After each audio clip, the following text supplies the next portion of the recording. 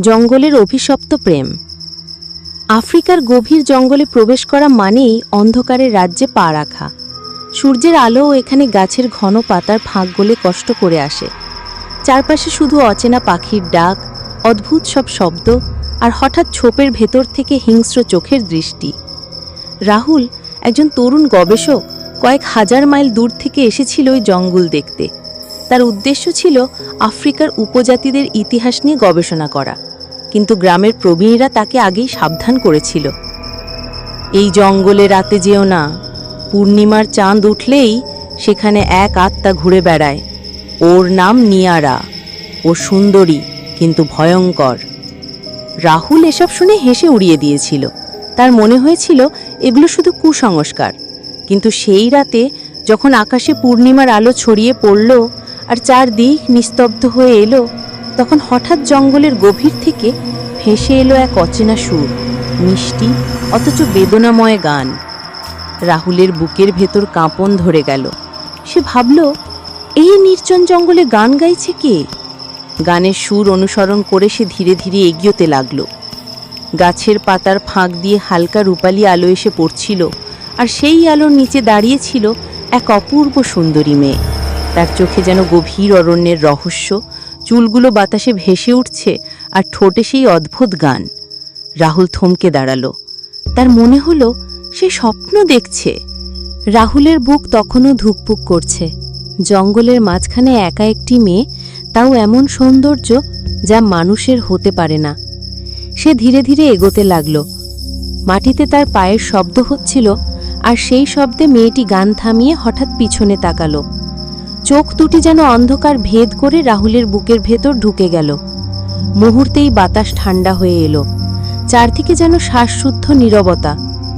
মেয়েটি হালকা হাসি দিয়ে বলল, তুমি ভয় পাচ্ছ? রাহুল কেঁপে উঠলেও সাহস করে উত্তর দিল, ভয় নয়, বরং অবাক হচ্ছি। এই জঙ্গলে তুমি একা কি করছো? মেয়েটির ঠোঁটে এক রহস্যময়ী হাসি ফুটল। সে ধীরে ধীরে এগিয়ে এসে বলল, আমি এখানে বহু বছর ধরে আছি। এই জঙ্গলই আমার ঘর। রাহুল অবাক হয়ে গেল। বহু বছর ধরে? কিন্তু তোমাকে তো দেখাচ্ছে আমার মতোই তরুণী। মেয়েটি আকাশের দিকে তাকিয়ে মৃদুস্বরে বলল, আমার নাম নিয়ারা। আমি একসময় এই জঙ্গলের এক উপজাতির কন্যা ছিলাম, কিন্তু এখন আমি মানুষ নই, আমি শুধু ছায়া। এই কথায় রাহুলের শরীরে শিহরণ বয়ে গেল। সে এক পা পিছিয়ে গেল, কিন্তু চোখ সরাতে পারল না। নিয়ারার চোখ দুটি তখনও তার দিকে নিবদ্ধ। সে হঠাৎ রাহুলের হাত ছুঁয়ে দিল। ঠান্ডা, বরফের মতো ঠান্ডা। সেই স্পর্শে রাহুলের শরীর জমে গেল। তবুও তার ভেতরে এক অদ্ভুত অনুভূতি জাগল। ভয়ের সাথে সাথে এক অচেনা টান, যেন এই মেয়েটির ভেতরে হারিয়ে যেতে ইচ্ছে করছে।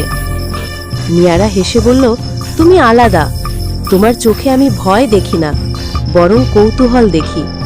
হয়তো সেই কারণেই আজ আমাদের দেখা হলো। রাহুল কিছু বলার আগেই হঠাৎ দূরে শেয়ালের মতো অদ্ভুত এক চিৎকার ভেসে উঠল। জঙ্গলের বাতাস কেঁপে উঠল। নিয়ারা গম্ভীর হয়ে গেল। সে ফিসফিস করে বলল, এখন সময় হয়নি, তুমি চলে যাও। পূর্ণিমার আলো থাকতেই আমাকে পাওয়া যায়, কিন্তু মনে রেখো, আমি চাইলে আবার তোমার কাছে আসতে পারবো। কথা শেষ করে নিয়ারা ধীরে ধীরে অদৃশ্য হয়ে গেল। কেবল চারদিকে ভেসে রইল সেই বেদনাময় গান।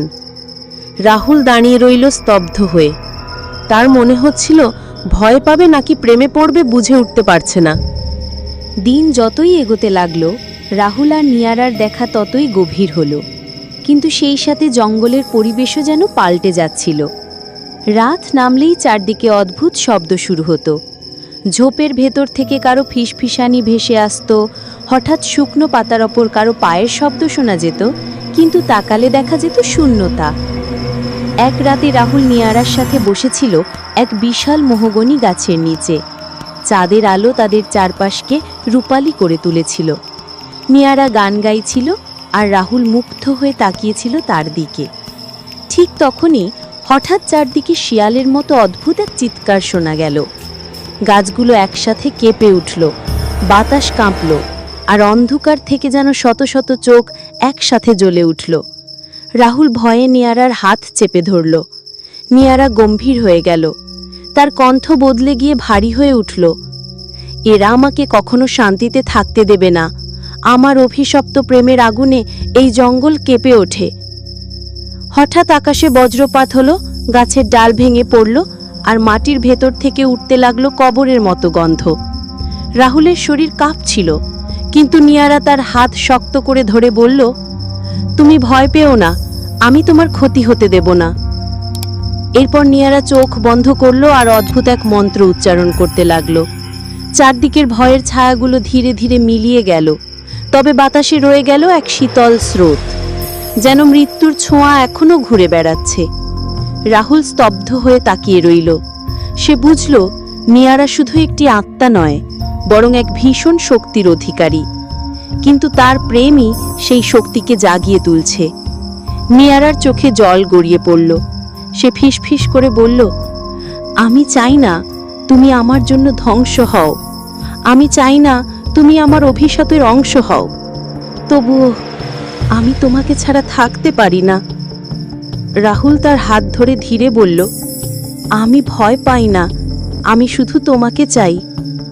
চাঁদের আলোয় দুজনের চোখে চোখ পড়ল। কিন্তু সেই রাতের পর থেকে পুরো জঙ্গলে ভয়ের ছায়া যেন আরো ঘন হয়ে উঠল। লোকেরা বলল অদ্ভুত মৃত্যু ঘটছে, পশুরা অস্থির হয়ে উঠছে, আর জঙ্গলের গভীরে ভেসে আসছে এক বেদনার গান। বন্ধুরা, রাহুল যখন নিয়ারার প্রেমে হাবুডুবু খাচ্ছিল, শেষ পর্যন্ত সে নিয়ারাকে বিয়ে করতে পেরেছিল নাকি পারেনি, কি হয়েছিল শেষ পর্যন্ত জানতে হলে আমার চ্যানেলটি সাবস্ক্রাইব করুন, যাতে আমি ভিডিও আপলোড দিলে আপনার নিকট আগে পৌঁছায়।